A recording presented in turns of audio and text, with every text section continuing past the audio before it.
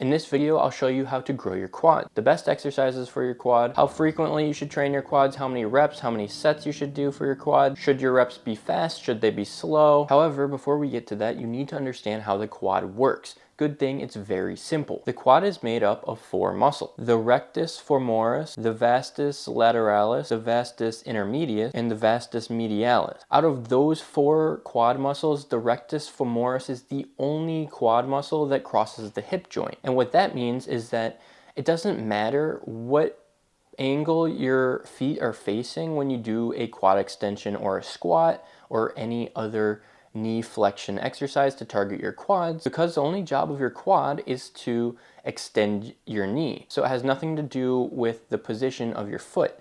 That would be the hamstring. And what this functionally means for your training is that you can't target one quad muscle over the other. So you can't target the inner quad over the outer quad, or the middle versus the outer.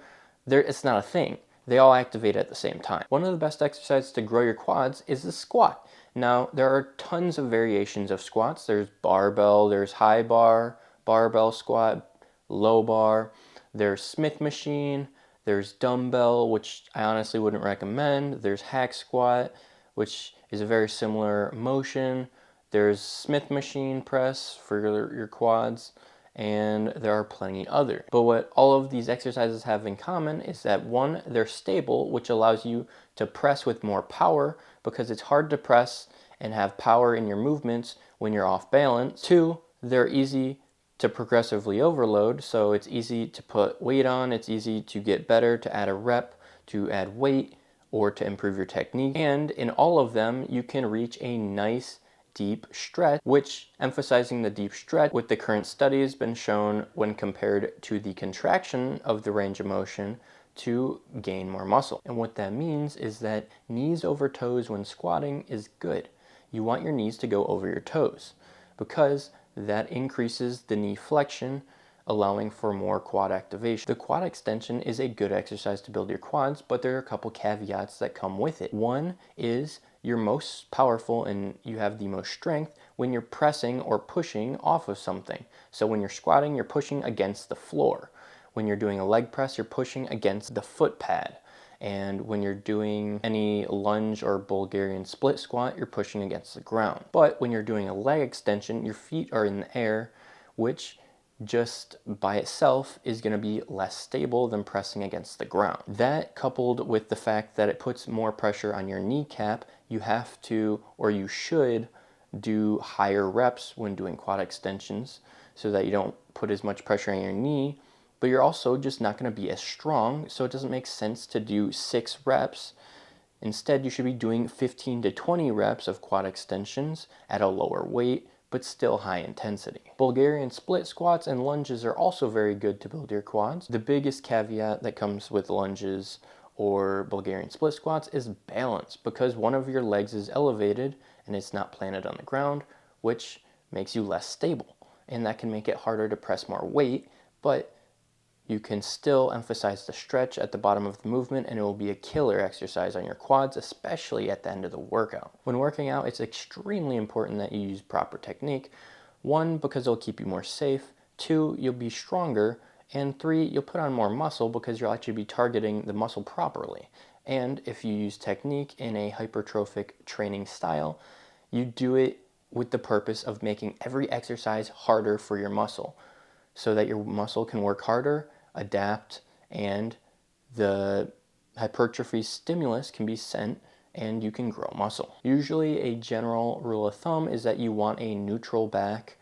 You want to keep your back rigid and neutral, so you want to flex your abs so that you can stay like that, and that knees over toes is good because it increases knee flexion, and increased range of motion is almost always better. And one technique when lifting is tempo, and tempo is just the speed at which you lift. So you split the lift up into a couple different sections: the concentric, so the press; the eccentric, the way down; and the in-between, so whether or not you hold it at the top, whether or not you hold it at the bottom. So it's split up into 4 different times. And that's what tempo is. And it's usually written with a number dash number dash number dash number. And those numbers are seconds. And for each second is about how long you should do each section of the lift. So generally, to improve hypertrophy and grow more muscle, you want your eccentric to be 3 to 4 seconds and have a 1 to 3 second pause at the bottom. Concentric is generally as fast as possible, so it's explosive, it's fast, but it's under control. You're not just throwing shit. And you generally don't want to hold the contraction at all, because current studies don't have any showing that it is beneficial at all. So you might as well just not waste your energy holding the weight here and just go into the next rep. It would be more beneficial to get more reps than it would to hold the contraction. All right, let's talk about the exercises and what's good about them and what's not so good about them. All of these exercises listed are good exercises to grow your quads, especially if you do them properly with high intensity. And those exercises are going to be barbell squat, Smith machine squat, pendulum squat if your gym has one, because they're kind of an interesting looking machine. I don't think they're all that common. Hack squat, leg press, quad extension, lunges, Bulgarian split squats. Those are brutal. Out of all of these exercises, the most athletic one, and the ones that you would use for sport, is the barbell back squat. And that one's the most athletic just because it's the least stable. Well, the least stable with the most amount of power and weight that you can lift. If you have poor form, or if your core is not stable, or you start to fatigue during the set, the bar is going to want to pull you forward because your core is not as steady. You're going to arch a little bit and round, and the bar might pull forward. You have to keep all of that in check to have a good set. That's why it's the most athletic. It's very good for progressive overload. You can definitely change the squat so that you're lifting lighter weight and it's more beneficial to hypertrophy, but most people do it as an ego lift. So you just kind of put on as much weight as you can handle, and then you just squat, and it doesn't really matter what it looks like because the weight went up and down. But that's not how you want to do it. What you do preferably, if you want to optimize everything, is your eccentric is 4+ seconds long. You hold the stretch at the bottom for 2 to 5 seconds. 5 seconds if you're real crazy, and then you go back up, and then you do your next rep. If you want extra knee flexion, this applies to anyone. You lift your heels. So you either wear lifting shoes or you elevate them with something else, like a plate that you put your heels on top of. They're elevated, which can increase your ankle and knee mobility, giving you more knee flexion so that you can get more stretch in your quad. And then it would be the exact same for any other squat variation, being the Smith machine and pendulum squat. The hack squat and leg press are both good for growing quads because they're extremely stable, because they're machines. They're very easy to progressively overload, and if you just go slow on the eccentric and pause at the stretch, you'll feel an incredible burn in your quads, and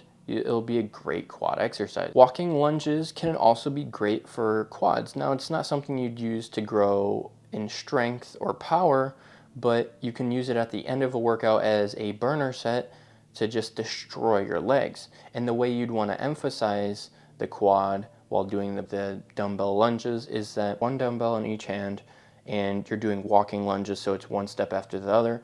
But to emphasize the quad, you want to actually lean over your front leg, and so that you're putting as little pressure on your back stabilizing leg as possible. The more weight that's shifted to your back leg, the less that your quad on your front leg is going to be working to press and lunge forward. The Bulgarian split squat, like the lunge, can also be a great finishing exercise for your quad at the end of a leg day. For the Bulgarian split squat, the setup is fairly simple. You have a stable surface behind you that your back supporting leg rests upon, which is about, 2 feet off the ground, so it's not all that high. And then you have your front working leg in front of you.